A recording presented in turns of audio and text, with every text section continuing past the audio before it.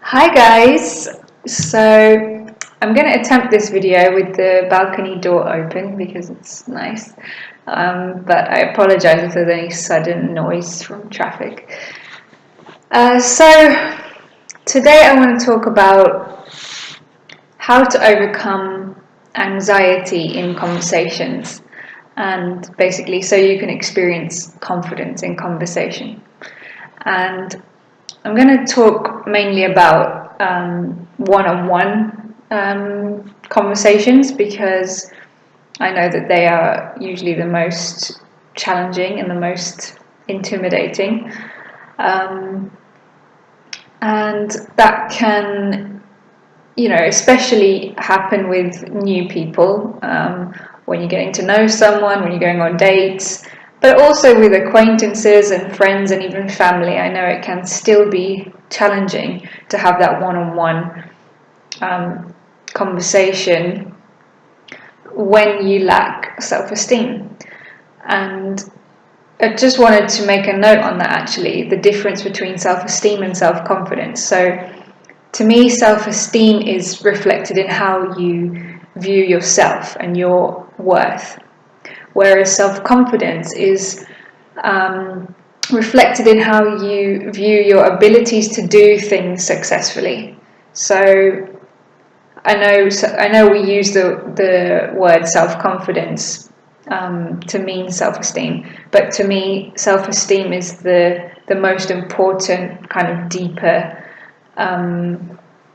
thing that you need to develop first to then experience confidence in your abilities.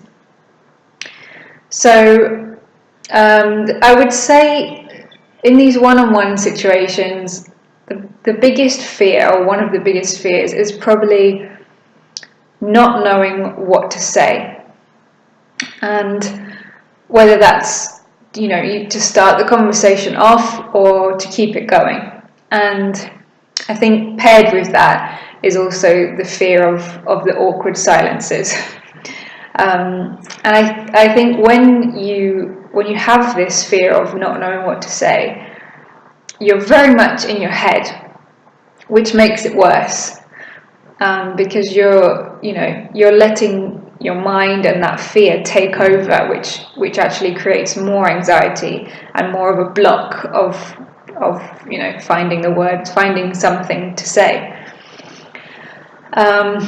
Secondly, I would say another big fear is not wanting to talk too much because you feel uncomfortable when someone is fully listening to you and looking at you. And I know from experience that can actually increase your anxiety because you can start to become really aware of like how you sound and what you're saying and your facial expressions and your body language, and it can just feel very much like that person is noticing everything about you.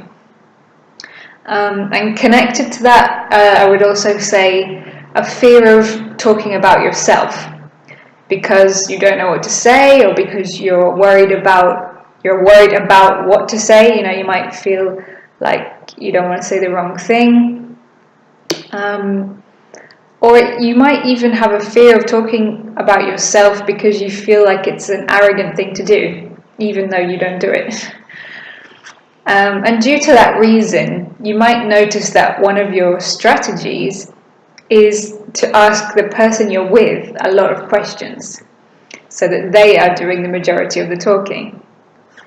Or if they've asked you a question, you might give a short answer and then say, "What about you?" To direct it back at them.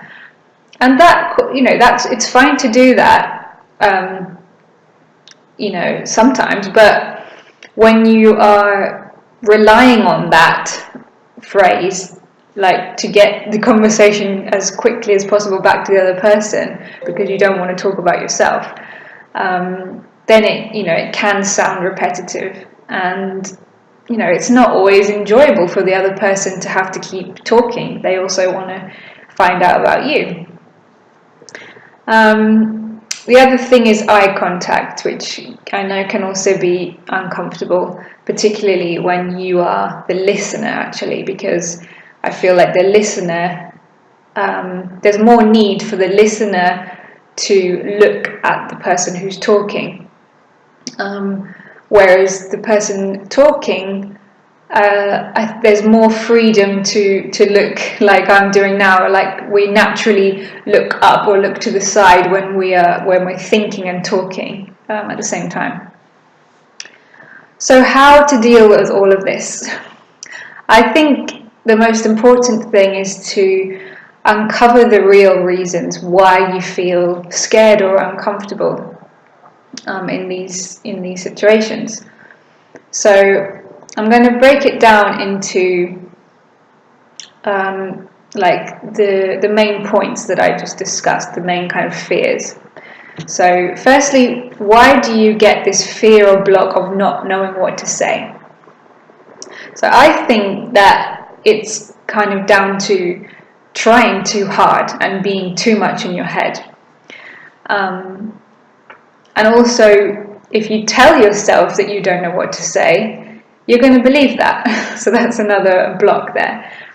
And the likelihood is that if you are, having this fear and this anxiety, you're probably going to be tensed, even though you might not be aware of it. So firstly, I would just say, consciously choose to relax your body as much as you can.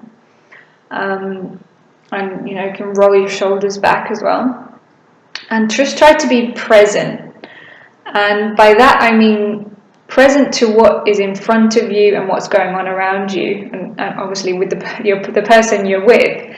And you might think that you're being present because you're like ultra aware of everything going on, but actually when you have this fear or blockage, you're very much in your head. So you're not fully there, you're not fully present to what's going on in front of you because you're actually too much in your head. The other reason that I think we might get this fear of not knowing what to say is probably more likely in a group situation or public situation, but still you're still talking one-on-one with someone. You might not like you might not like small talk, and so you don't want to start off with that, and you don't say anything at all, which then creates the awkwardness or the silence.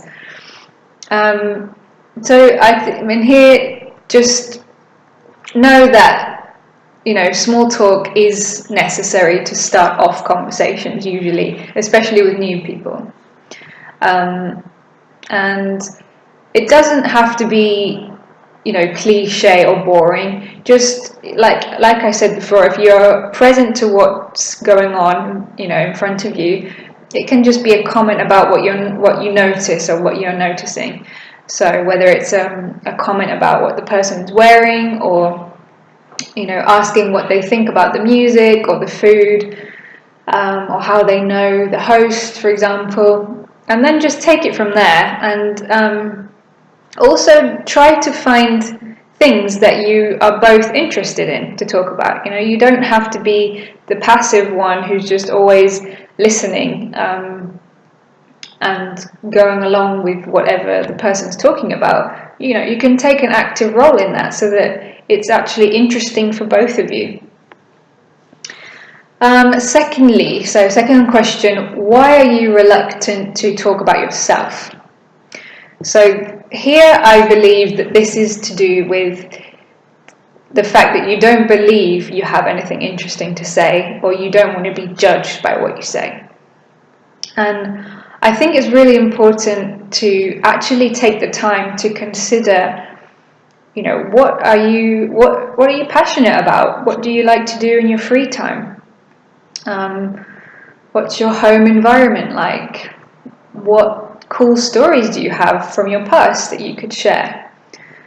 Because when you lack self-esteem, I think sometimes we don't even know the answers to these questions because we've never asked ourselves. We're so disconnected from our true selves and from expressing our true selves openly that sometimes we don't even know the answers to those questions, and so it feels like we don't have anything interesting to say.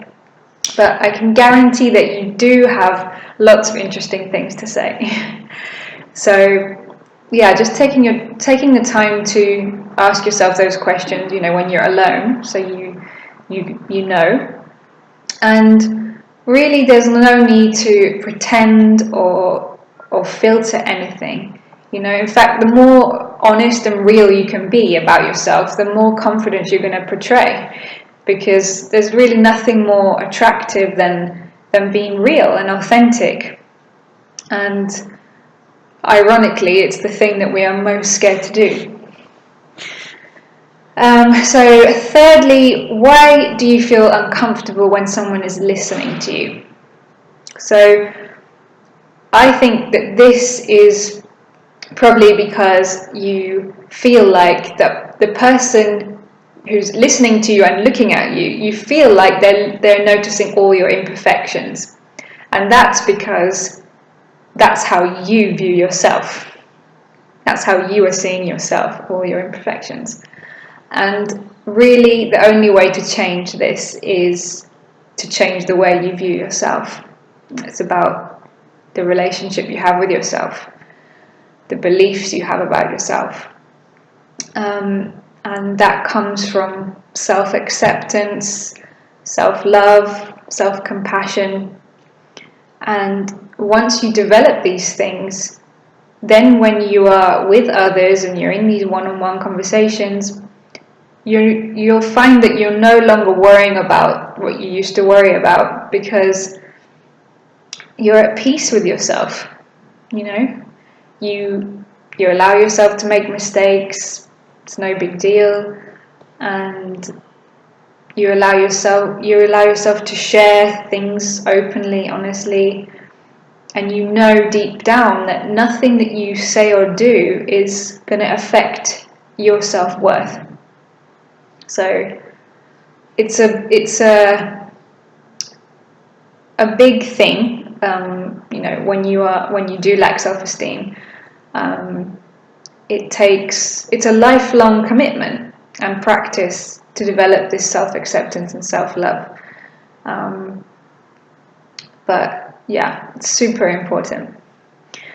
And lastly, why do you feel uncomfortable with eye contact? So I think this is very similar reasons to what I just described. And it makes me think of the expression, the eyes are the window to the soul, because it can feel like, the person looking at you is looking at all of you and all of your imperfections, just like I was describing before, when they are looking into your eyes. And it can feel intense and uncomfortable. And that is, when it does feel like that, it's a clear sign that you are not comfortable and happy with yourself. It's not to do with the other person, it's all to do with how you view yourself. And when you build that self-acceptance and self-love, that is what will melt away the worries and the fears and the anxieties. So, to summarize, I would say that when you lack self-esteem, it's really not a matter of learning a few tricks to appear confident in conversation. There's probably a lot of tricks out there that you could do to kind of cover up your your anxiety or your insecurities, but it really requires deeper work, because it's all about how you view yourself and the relationship you have with yourself. And that then, shines out, and that's what makes you feel relaxed and comfortable when you're with other people.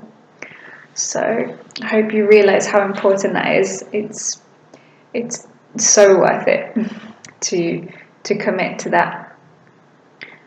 So as always, check out my links below if you want to work with me or join my private group, download my free self-discovery guide, or follow me on Instagram. and I will see you next time.